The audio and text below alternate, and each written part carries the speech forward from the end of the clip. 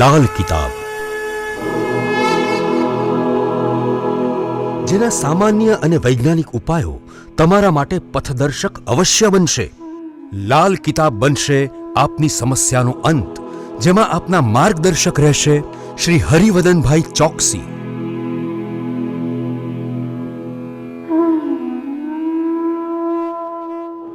નમસ્કાર મિત્રો, હું હરિવર્ધન ચોકસી આપ સૌનું સ્વાગત કરું. મિત્રો, આજના વિડીયોમાં આપનું ખૂબ ખૂબ સ્વાગત. મિત્રો, આપણે આગળના વિડીયોમાં જોયું કે ભારતના જે મુખ્ય રાજ્ય ગુજરાત, ઉત્તર પ્રદેશ, મધ્યપ્રદેશ, એમાં 2025ના વર્ષમાં કઈ અસર આવી શકે તે જાણ્યું. તો આજે આપણે જાણીએ આપણા ભારતના બીજા જે મહત્ત્વના રાજ્યો છે એની પર થોડીક જાણકારી મેળવીએ. આ જાણકારી તમારા માટે ખૂબ મહત્ત્વની સાબિત થાય કે ભાઈ આવનારો સમય આપણા માટે કેવો રહેશે એની જાણકારી આપણે પહેલેથી મળે છે.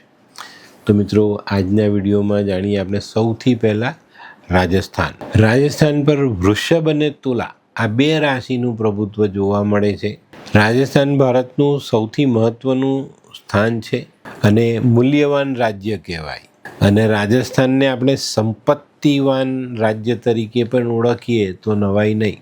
અને છે, રાજસ્થાન પાસે ખૂબ સંપત્તિ છે. ગયા વર્ષે જે ચૂંટણી થઈ એમાં સત્તા પક્ષનું પતન થયું અને વિરોધ પક્ષ એટલે કે ભાજપે વિજયી પતાકા લહેરાવી અને ભાજપનું રાજ્ય આજે આપણે રાજસ્થાનમાં જોઈ શકીએ છીએ. આ વર્ષમાં પણ સત્તા પક્ષ અને વિરોધ પક્ષના ઝઘડામાં પ્રજાએ થોડુંક ભોગવવાનું આવશે. 2025ના વર્ષમાં આ વસ્તુ બની શકે છે. બંને પક્ષોમાં, સત્તા પક્ષમાં અને વિરોધ પક્ષમાં અંદરો-અંદર ઝઘડા આ વર્ષમાં બહુ મોટા પાયે દેખાય અને એની અસર બંને પક્ષો પર આવે. રાજસ્થાનમાં પણ જે મલેચ્છ પ્રજા છે, જે લોકોની ઈચ્છા પહેલેથી જ મેલી છે, એવા લોકોના ઉપદ્રવને કારણે રાજ્યની પ્રજાએ ઘણું બધું ભોગવવું પડે. આ વર્ષના જે ગ્રહયોગ બને છે એમાં રાજસ્થાનમાં મૃત્યુનું પ્રમાણ વધતું દેખાય છે. આ વર્ષે રાજસ્થાનમાં ઘણા મોત થવાની શક્યતાઓ છે. અતિવૃષ્ટિ શક્ય છે અને ઓછો વરસાદ પણ શક્ય છે. આ વર્ષમાં રાજસ્થાનમાં ખેડૂતો અને પ્રાણીઓ ખરેખર દુઃખી રહેશે. રાજસ્થાનમાં ભાજપની સરકાર હોવાને કારણે કેન્દ્ર સરકાર તરફથી ઘણી બધી રોજગારલક્ષી યોજનાઓ અમલમાં લાવવામાં આવે અને લાવવી પડે, કારણ કે રાજ્યમાં બીજા કોઈ આવકના કેવા સાધનો ઊભા નહીં કરી શકે, એને કારણે આ થશે.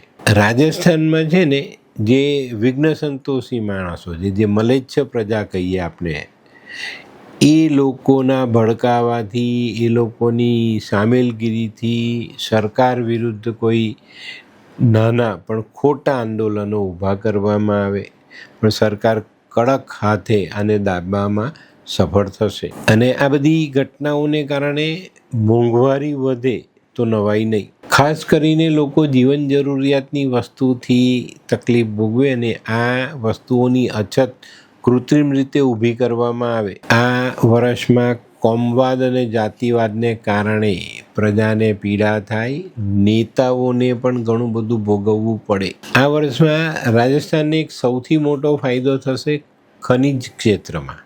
કંઈક નવા ખનિજો શોધાય અને એના કારણે રાજ્યની આવકમાં અને કેન્દ્ર સરકારની આવકમાં સારો એવો વધારો થઈ શકે. આ વર્ષમાં બીજી એક ફાયદાની વાત રાજસ્થાનને એ રહેશે કે રાજસ્થાનના જળાશયોમાં જળની સપાટી વધે. આ સમયમાં રાજસ્થાનની જે બોર્ડર છે પાકિસ્તાન સાથે જોડાતી, ત્યાં થોડી ઘણી હિલચાલ થાય અને ઘણા બધા જે વિરોધી લોકો છે ત્યાં હલચલ વધારે અને એનાથી સરકારને અને પ્રજાને પરેશાન કરવાની વૃત્તિ સામેલ કરે આ લોકો. બોર્ડરના ક્ષેત્રમાં આ વર્ષમાં કંઈક નવા જૂની થતી દેખાય છે. તો શક્ય છે પાકિસ્તાન સાથે કોઈ નાનું ચમકલું આપણે ભોગવવું પડે ને એનો સામનો કરવો પડે. આ ચમકલું જો થાય ને તો પ્રજાની અને સરકારની મુશ્કેલીઓ વધે, પણ સરકાર એને કડક હાથે દબાવશે, એની પર વિજય મેળવશે. આ સમયમાં રાજસ્થાનમાં પણ કૃત્રિમ ટ્રેન અકસ્માત થવાની શક્યતાઓ મોટી દેખાય છે. કોઈ આતંકવાદીઓ ટ્રેન ઉઠલાવે, ટ્રેનમાં કંઈક બોમ્બ વિસ્ફોટ થાય અથવા ટ્રેનને ઉથલાવાથી ઘણી મોટી જાનહાનિ થાય. રાજસ્થાનમાં પણ અમુક જે પેલા બની બેઠેલા બાવાઓ છે ને એ લોકોના કૌભાંડ બહાર આવે ને એને કારણે સરકારને ઘણું બધું વેઠવાનું થાય. આ સમયમાં રાજસ્થાનમાં કોઈ મોટા નેતાનું નિધન થવાની શક્યતાઓ પણ ખૂબ પ્રબળ છે. આ નેતા એવો હશે કે જેનું નિધન થાય ને તો એ જે પક્ષનો નેતા હશે ને એ પક્ષમાં સન્નાટો છવાઈ જાય. તો આ બાબતે પણ ધ્યાન રાખવાનું.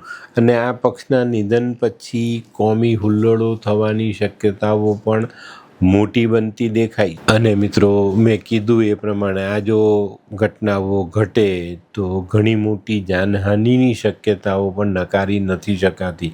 તો રાજસ્થાનના લોકોએ પણ આ વસ્તુ જાણવાની છે, સમજવાની છે. અને બહારથી આવીને રાજસ્થાનમાં રહેતા લોકોએ અને રાજસ્થાનની બહાર રહેતા લોકોએ પણ આ વિડીયોની જાણકારી પોતાની પાસે રાખવી અને યોગ્ય સમયે યોગ્ય પગલાં લેવા અને પોતાની જાતને સુરક્ષિત રાખવા માટેના તમામ પ્રયાસો જાતે કરવા જોઈએ. તો મિત્રો, હવે જોઈએ આપણે મહારાષ્ટ્ર અને મહારાષ્ટ્રની નીચે આવેલા આપણા દક્ષિણ ભારતના પ્રદેશો પર શું અસર આવી શકે છે. આ વર્ષ એમના માટે કેવું રહેશે? આમ તો જોવા જઈએ ને તો ભારતના જે મધ્ય ભાગના રાષ્ટ્રો છે એમાં મધ્યપ્રદેશ પછી મહારાષ્ટ્રનો નંબર આવે.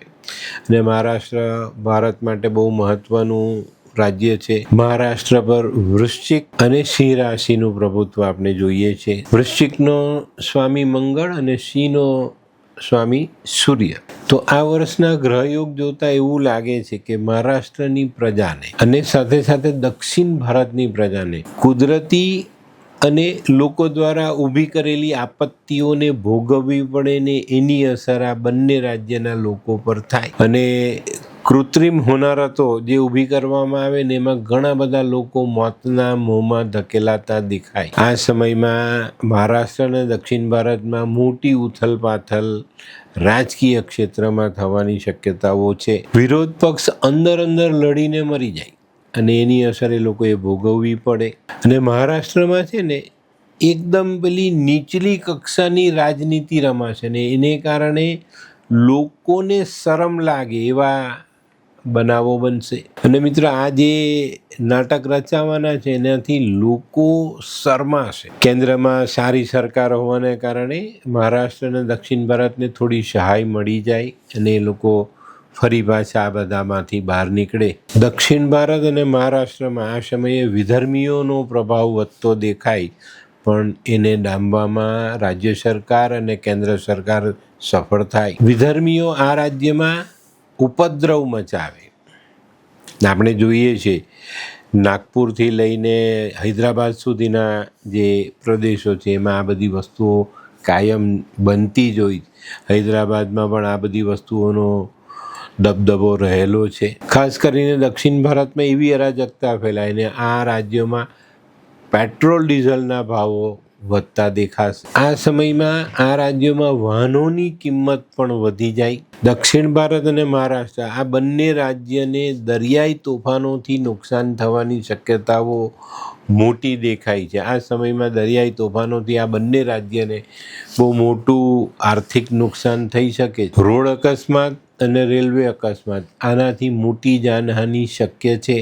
આ સમયમાં મહારાષ્ટ્રના અમુક મહત્ત્વના શહેરોમાં જે આતંકવાદીઓ છે એ લોકો ઘૂસણખોરીનો પ્રયાસ કરે, ઘૂસણખોરી કરવામાં સફળતા મેળવી શકે છે.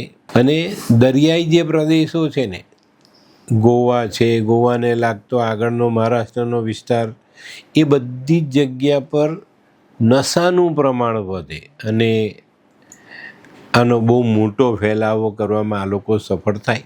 અને મિત્રો, મહારાષ્ટ્ર રાજ્યમાં એક ખોટી ઘટના ઘટવાના એંધાણ પણ આપણે દેખાય છે.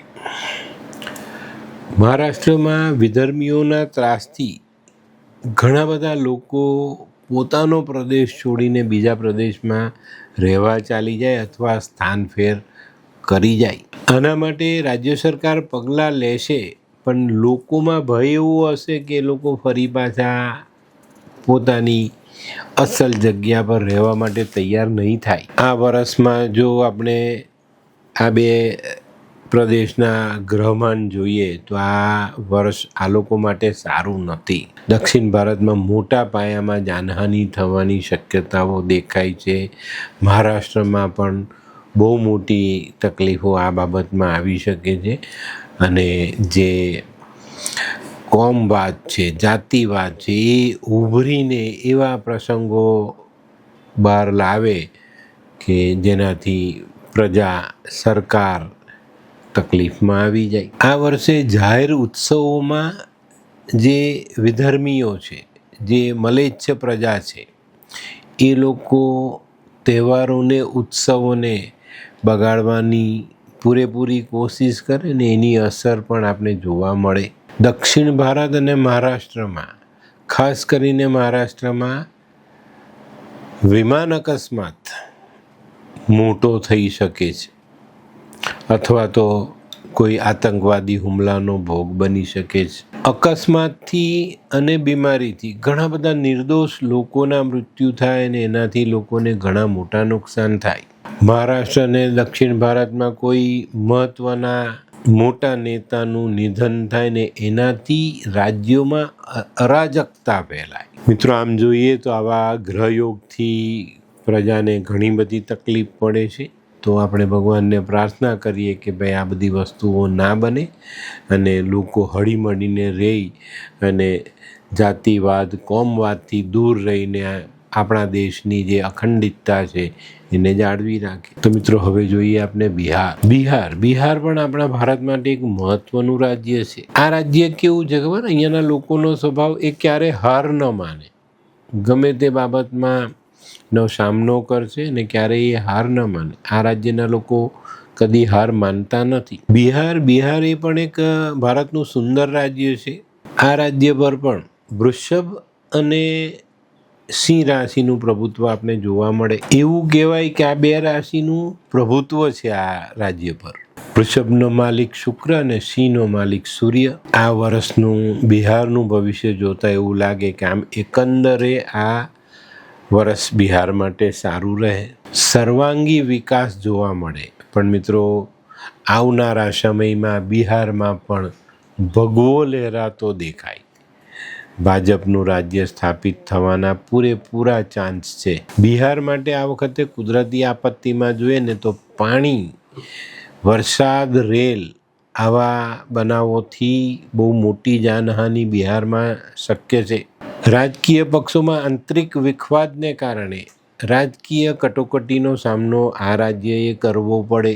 આ બધી કટોકટીને કારણે વિકાસના કાર્યમાં અવરોધ આવે. રાજકીય કટોકટીને કારણે કેન્દ્ર સરકાર તરફથી મળતી સહાય બિહાર સુધી મોડી પહોંચે અથવા એનાથી વંચિત રહેવાનો સમય આવે. મોટા મોટા ઉદ્યોગપતિ, મોટા મોટા નેતાઓના કૌભાંડ બહાર આવે અને આ કૌભાંડો બહાર આવવાથી બિહારમાં ગુંડા તત્વનો ત્રાસ વધે. ગુંડા તત્વો અને લુખ્ખા તત્વોની જે દાદાગીરી છે એનો ભોગ પ્રજા બને. આ સમયમાં બિહારમાં પશુ અને માનવીના જીવો જોખમમાં મુકાય. રાજકીય પક્ષોમાં મોટા ભંગાણ જોવા મળે. રાજકીય નેતાઓ અંદરો લડે અને આ સમયમાં બિહારમાં રાષ્ટ્રીય સંપત્તિને બહુ મોટું નુકસાન પહોંચતું દેખાય છે. તો આ રીતે બિહારે પણ આ સમયમાં ઘણું બધું ભોગવવું પડે. તો મિત્રો, આપણે જે જાણકારી મેળવી એ તમારા માટે મહત્ત્વની સાબિત થાય. મેં આગળના વિડીયોમાં કીધું એ પ્રમાણે કે ભાઈ આ રાજ્યમાં બહારથી આવીને રહેનારા લોકો માટે આ જાણકારી મહત્ત્વની સાબિત થાય અને આ રાજ્યના લોકો જે બીજા રાજ્યમાં જઈને રહે છે એ લોકો માટે પણ આ માહિતી મહત્ત્વની સાબિત થાય. તો મિત્રો, આજના વિડીયોમાં આપણે જે માહિતી મેળવી એ રાજ્યના લોકોએ આની જાણકારી લેવી જોઈએ અને પોતાના જીવનને સંભાળીને આગળ ચલાવવું જોઈએ. તો મિત્રો, આજનો વિડીયો ગમ્યો તો લાઈક કરો, શેર કરો. યુટ્યુબ જોનારા શેર કરે ને સબસ્ક્રાઈબ કરે.